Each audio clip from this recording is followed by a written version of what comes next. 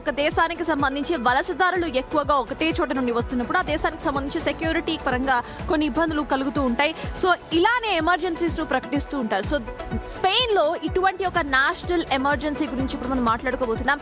Spanish enclave సెయూటా సరిహద్దులో జరిగింది ఘటన. ఉద్రిక్త పరిస్థితులు నెలకొనడంతో అక్కడ నేషనల్ ఎమర్జెన్సీని ప్రకటించారు అధికారులు. నిజానికి పొరుగున ఉన్న మొరాకో నుంచి వేలాది మంది వలసదారులు ఒకేసారి సెయూటాలోకి ప్రవేశించడంతో అక్కడ గందరగోళ పరిస్థితులు ఏర్పడ్డాయి. సరిహద్దుల్లో ప్రసిద్ధి చెందిన ఇటు పరిస్థితి చేజారుతూ ఉండటంతో స్పానిష్ ప్రభుత్వం వెంటనే కూడా రంగంలోకి దిగి సరిహద్దు నియంత్రణను పునరుద్ధరించేందుకు ఆర్మీ బలగాలను మోహరించింది. ఇన్ షార్ట్ చెప్పాలంటే అక్కడ సరిహద్దులను మూసివేసింది. ఈ పరిణామంపై ఆగ్రహాన్ని వ్యక్తం చేసిన ఇటలీ స్పెయిన్ ప్రధాని సాంచెజ్ అక్రమ వలసలను ప్రోత్సహిస్తున్నారని ఆరోపించింది. అంతేకాదు స్పెయిన్ తో ఉన్న సెంజన్ రహిత సరిహద్దు ఒప్పందాన్ని నిలిపివేస్తామని హెచ్చరించింది.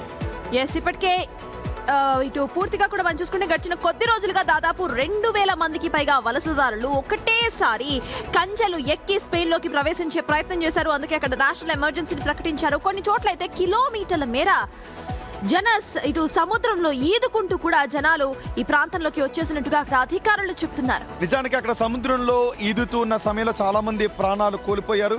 పరిస్థితి పూర్తిగా అదుపు తప్పిందని స్థానిక అధికారులు చెప్తున్నారు.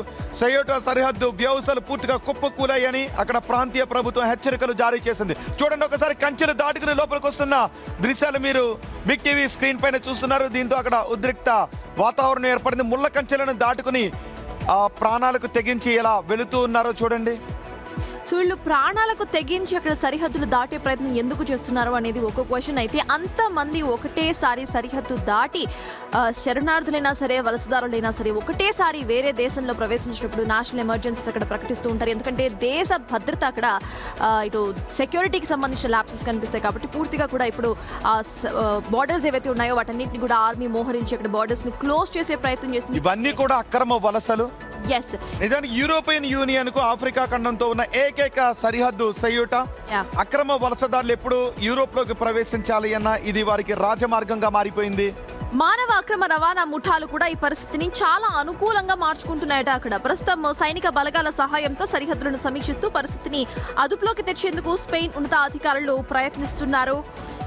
ఇక ఈ పరిణామంపై ఇప్పటికే ఇటలీ అయితే ఆగ్రహాన్ని వ్యక్తం చేసింది. స్పెయిన్ ప్రధాని సాంచెజ్ అక్రమ వలసలను ప్రోత్సహిస్తున్నారని కూడా ఇటలీ పేర్కొంటోంది. మరి ఫర్దర్ గా ఇప్పటికే ఎమర్జెన్సీని ప్రకటించింది స్పెయిన్. మరి ఆ తర్వాత అక్రమ వలసదారులను తమ దేశంలోకి రానివ్వకుండా ఎలాంటి జాగ్రత్తలు తీసుకోబోతున్నారు, ఏమన్నా రూల్స్ కఠినతరం చేయబోతున్నారనేది చూద్దాం. మొత్తానికి వేల మంది ఒకటేసారి అక్రమ వలసదారులు స్పెయిన్ లో ఎంటర్ అవ్వడంతో సెక్యూరిటీ కారణాల దృష్ట్యా అక్కడ బార్డర్స్ ను క్లోజ్ చేసేశారు. ఆర్మీ మోహరించింది.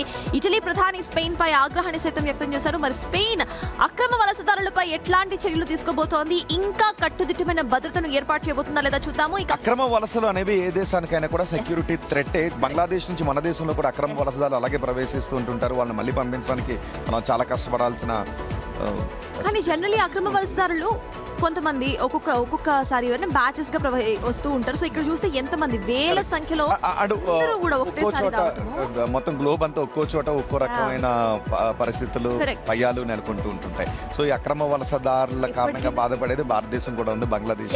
ఎగ్జాక్ట్లీ. సో ఎప్పుడైనా సరే అక్రమ వలసదారుల కారణంగా ఒక దేశానికి థ్రెట్టే కాబట్టి మరి ఎట్లాంటి రూల్స్ మార్చిపోతున్నారో చూద్దాం. అండ్ ఇంతకు ముందు మనం ఒక గుర్తు చేసాం, డియర్ బ్రదర్స్ అండ్ సిస్టర్స్, ప్రతిరోజు ఒక గ్లాస్ నీళ్లతో డేని స్టార్ట్ చేయండి, చాలా ఆరోగ్యంగా ఉంటారు.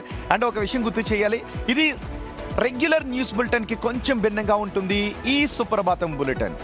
సో అండ్ ఒక విషయాన్ని, ఎందుకంటే దూరంగా ఉన్న తల్లిదండ్రులకు పొద్దున్న నిలిచి అమ్మ టాబ్లెట్ వేసుకున్నావా, నాన్న టాబ్లెట్ వేసుకున్నావా అని గుర్తు చేస్తూ ఉంటుంటారు కదా. మీరు నీళ్ళు తాగావా, టిఫిన్ చేసావా, ఏం తిన్నావు, మంచి ఫుడ్ తిను, పిల్లలకి బాక్స్లో జంక్ పెట్టొద్దు ఇలాగని. ఈ రోజు నుంచి మేము కూడా గుర్తు చేస్తూ ఉంటాం. సో మీరు చేయాల్సింది ఏంటంటే జస్ట్ 7 గంటలకి బిగ్ టీవీని కొంచెం వాల్యూమ్ పెంచుకుని మీ ఇంట్లో పనులు మీరు చేసుకుంటూ ఉండండి. అమ్మా నాన్నల కోసం, దూరంగా ఉన్న అమ్మా నాన్నల కోసం మీరు ఆరాటపడాల్సిన అవసరం లేదు. వాళ్ళు వేసుకోవాల్సిన టాబ్లెట్స్ కూడా మీకు గుర్తు చేస్తున్నాం. అల్టిమేట్ ప్లాన్ న్యూస్ తో పాటు మీకు టైం చెప్పడము, అంటే కంప్లీట్లీ ఒక ఫ్యామిలీ మెంబర్ లాగా మీతో కలిసిపోవడమే సుప్రభాతం షో.